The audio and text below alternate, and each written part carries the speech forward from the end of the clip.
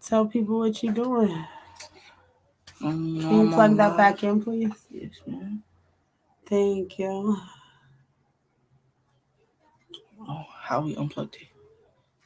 Okay. Can you please take him out? Yes.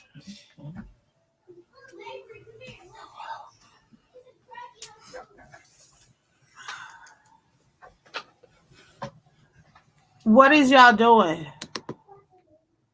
Okay. What you doing today? I'm on live and I'm gonna share information about my upcoming protest. It's a protest to stop school to prison pipelines, and I'm gonna be informing people about how school prepares children for prison and things like that. We're gonna have a lot of speakers there, and we're just gonna have a good time. We're gonna march and Peacefully. it's gonna be a peaceful protest. My mom only, it's a peaceful rally. My mom only brings me to peaceful protests. Don't really want to be out in the danger. So yeah, get a couple people on here, and I'm gonna share all of it that I have for you. Where's more?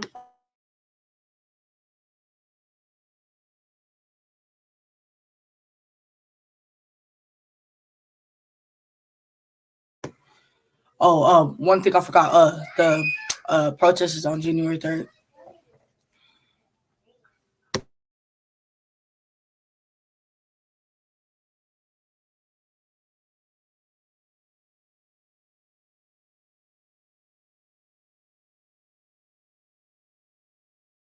Is that Miss Emily? Who is it? Let me see.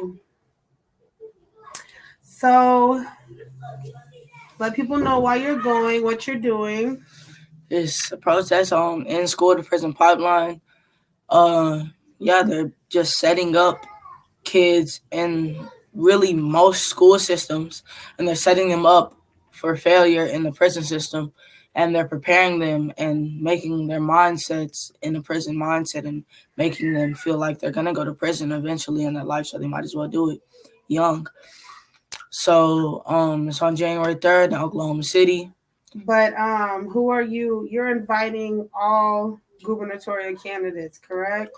All of them, every single last one of them. If So you're a who are they? gubernatorial candidate, you can come. That's you can right. come. That's right. Not valid, bro. And who are they though? Gubernatorial candidates like my mama. I ain't no gubernatorial candidate. Well, you might as well be skilled enough and smart enough and talented enough. But Miss Connie's one. Yes, Miss Connie is one. And then we have. Then we have who? And we have. I'm gonna refresh my memory. We're doing a lot of music.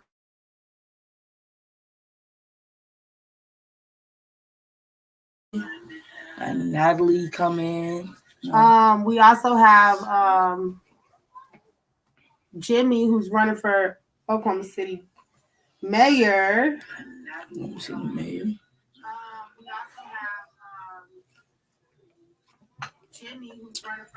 Let's see, we're gonna look it up. Hold on.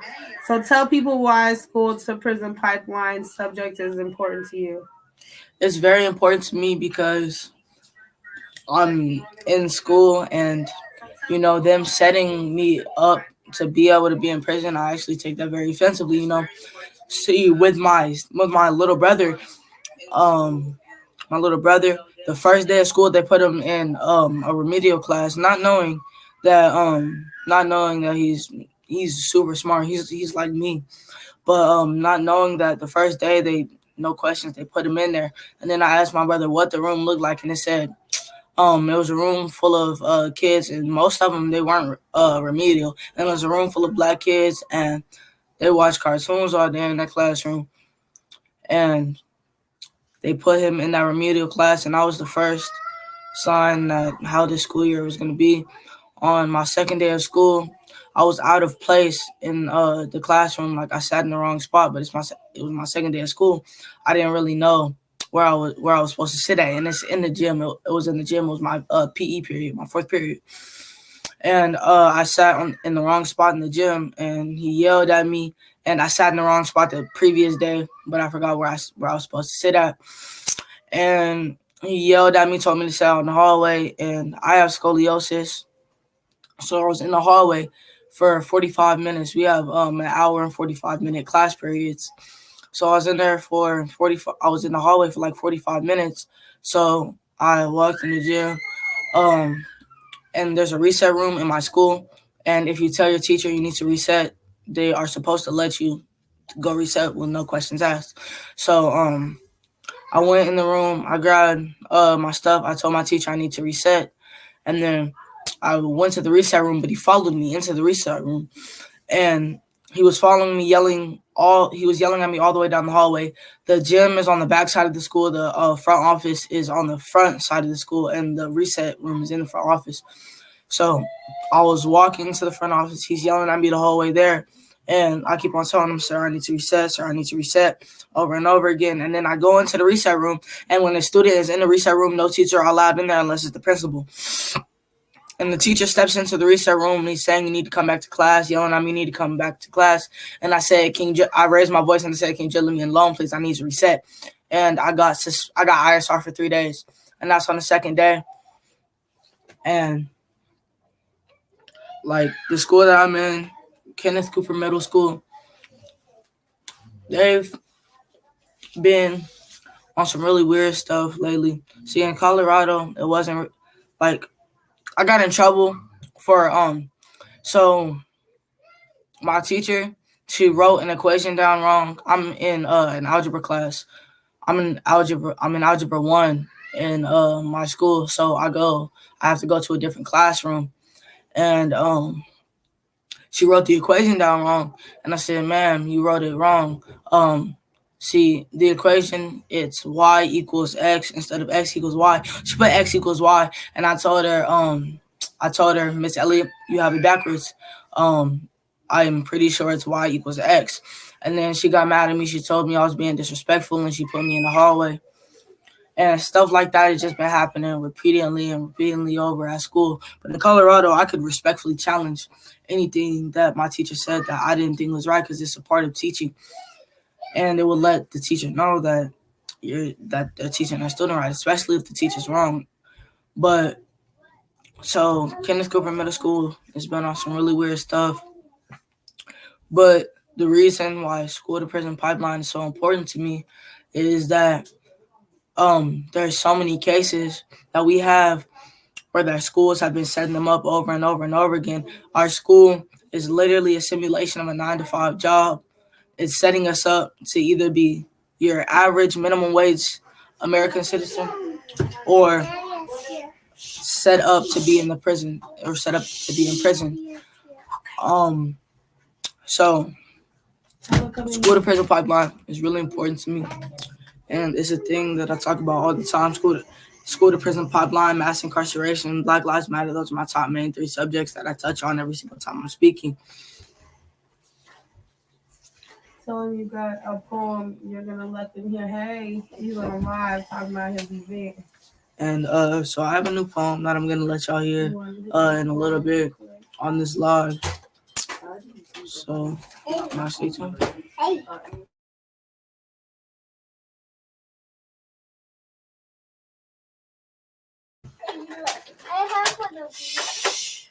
Hello, oppression, my sidekick that tags along with me to every milestone. Had about 7 hood years without the misery until that story unfolds. I remember those days back before I turned 12 where I was seen as a cute kid, not a troublemaker who needs to remember his place. Pretty soon it will escalate into a fear when I'm walking doing my thing. That's when the clench your purse, scoot over, lock your doors. My mom said, no, you can't come over to stay. You know, that year my face will change, my voice will deepen, and I won't look the same. That year I became angry. I didn't understand how just in a few months I could go from the world viewing me as a child to a grown man. I didn't do anything different. My character never changed. I kept my same values and respect. It was the world who began to disregard and disrespect me. It began with the move, a new place to call home, Oklahoma was the choice, and it became my downfall. Second day of school, I was out of my place. Don't you know we run it over here, little black boy? That was in every motion, body movement, and silent words never mentioned. It was saying it loud and clear. From the speak only when spoken to, or he has no home training, his mama must have never taught him that. Meanwhile, I'm just sitting here trying to figure out where my actions in history lost value on establishing character on my behalf. I want to scream to the world, yes, I am black, but that doesn't mean I'm going to steal or gangbang or do drugs or trap. I'm actually a scholar, bored in class, where I moved from where it kept me engaged to where I feel out of place. Dang it, the phone cut off.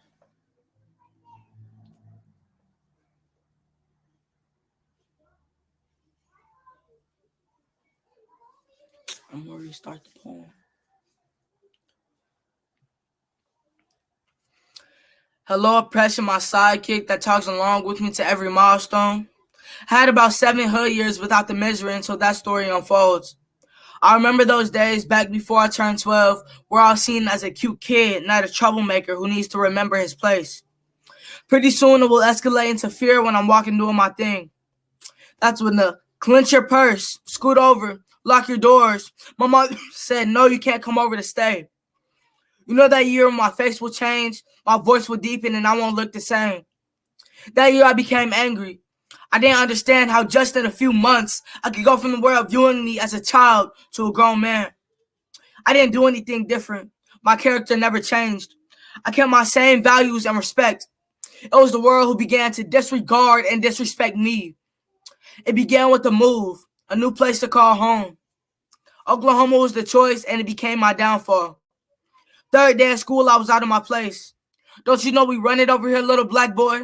That was in every motion, every body movement. Silent words never mentioned. It was saying it loud and clear.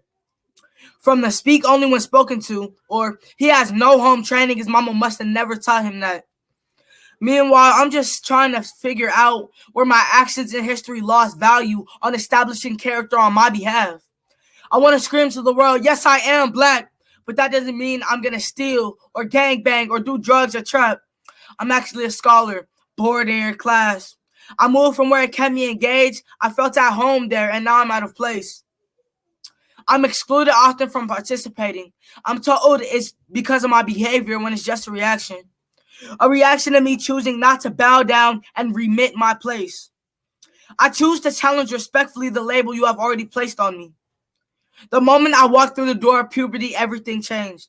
I went from being a child to a predator, not by my actions or the words I said. Now I did cuss that one time my mama made me mad. She didn't hear it though, but God did. So I asked for forgiveness just as I do fear misleading oppression tactics. I understand the system and I march for it daily. I go out into my community and I feed our houseless friends because I know that's how God made me. I make good grades when I'm not isolated. I thrive off of community support. I am an activist with a name. I've been a good kid all the way up until the day I looked a little bit older and fit the description that day in some way. Black male 5'7" with a fade. Or my question being viewed as disrespectful even when I made sure to say it the right way. Yes, ma'am. No, sir. Thank you. Please. My mama taught me well, despite what you think of me. See, my skin is a badge of honor. I won't let you take that away. I refuse to allow you to make me feel ashamed as if I was a mistake. See, my people remind me daily who I am. Nick Whitted, the chosen one, I have a plan. A plan to break curses, yes, chains and shackles dismantled. The labels you place on me will not stop the revolution. So Oklahoma becomes another fight on my list. I see now I was placed here to shine a light on the problems often dismissed. Oppression is all around me. My shadow shines in the light. It tags along with me as if its existence depends on my body to survive. Thank you. So tell people where we're going and what we're doing. Again, reiterate. It's a Stop School to Prison Pipeline rally. It's a peaceful rally. We're going to have a lot of speakers there. We're going to have a good time. We're going to march. And it's in Oklahoma City, June 3rd. Y'all can come out and support. June 3rd? January 3rd. So y'all can come out and support if y'all want to. or y'all can just be behind the screen supporting on the lives, on any one of the lives, watching our speakers speak or watching the people march. However you choose to support us, it will be gratefully thanked. Tell them you partner with Ignite Justice. Yep, I did partner with Ignite Justice for this. And you have a huge announcement on a justice program that you are establishing with Ignite Justice at the rally. Oh yeah, I have a really big announcement that I'm gonna say at the rally. So I want as many people to come out to support the In School to Prison pipeline, but also you can hear the big announcement I have. You also partnered with It Stops Here. It Stops Here. And the Little Homies Foundation. Yep. So January 3rd, 9 a.m., Oklahoma City Capitol. We will have speakers. We'll have a few leaders, people running for office, some youth speakers, people that's been affected by incarceration. We will have family members of juvenile lifers that are doing time in Oklahoma and who have been doing time for many, many years. What else? We will have flyers and banners, and we got free food, free drink. Come march with us. Peaceful protest, peaceful rally, all love, all education. What else you got to say, Nick? I just want to give a big thank you to everybody who's on this live and everybody who's on it right now. Here, let's go check the comments.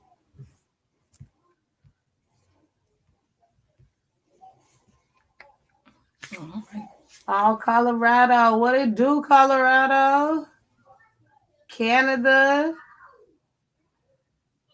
Okay, well, January 3rd, 9 a.m., Oklahoma City Capitol. If you are a youth speaker or you are a leader running for office, reach out to Nicholas Elijah Evans, Nick Witter 303, either one, Facebook or Instagram. Hit his DM up. Let him know that you want to speak.